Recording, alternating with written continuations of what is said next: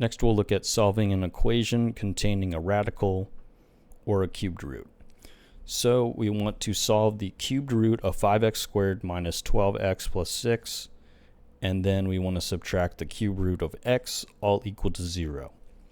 First things first, go ahead and isolate one of your radicals. So let's go ahead and add the cubed root of x over to your right hand side. We're left with the cubed root of 5x squared minus 12x plus 6, and that's going to be all equal to the cubed root of x.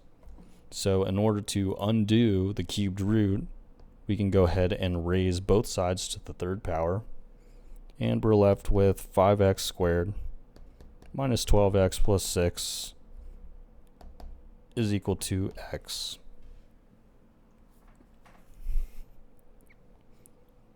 Okay, and then go ahead and get all of your items over to your left hand side. So subtract an x, and you are left with 5x squared minus 13x plus 6, all equal to a 0. And we can go ahead and try to solve for x. So let's go ahead and factor this out. I'm going to multiply the 5 times the 6 here to give us a 30. So we want two numbers that multiply to 30, and then when added or subtracted together gets us this negative 13.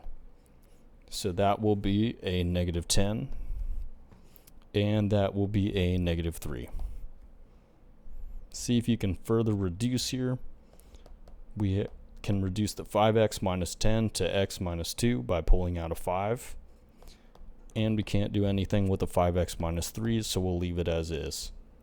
So our proposed solutions, x minus 2 equals 0, and then 5x minus 3 is equal to 0, or x equals 2, and x is equal to 3/5.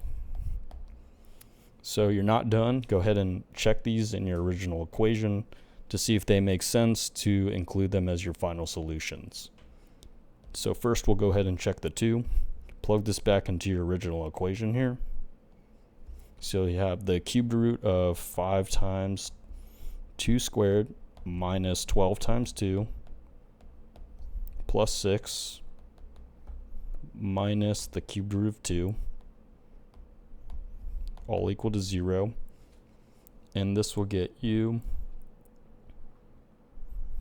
the cubed root of 2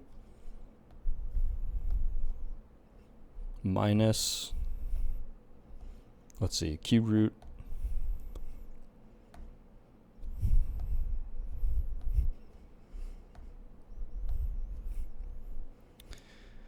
this will get you the cubed root of 2 minus the cubed root of 2, all equal to 0. So the cubed root of 2 minus the cubed root of 2 is equal to 0. So we will have 0 is equal to 0, which makes sense. So we will keep the x is equal to 2. Let's go ahead and try our 3/5 into our original equation and see if that one makes sense as well. So we will have the cubed root of 5 times 3/5 squared minus 12 times 3/5 and then plus 6 minus the cubed root of 3/5, and this is going to be all equal to 0. So let's go ahead and see what this gives us. We will have the cubed root of, and then 5 times 3/5, 3/5, so then a 5 will cancel out, minus a 36 divided by 5, and then we'll go ahead and add the 6. This is equal to 0. And then the final thing this will get us, I'm just going to go ahead and reduce it real quick. It will be the cubed root of 3/5 minus the cubed root of 3/5. All equal to 0, so 0 equals 0. So that is another solution as well. So our final solution set is going to be 3/5 and 2.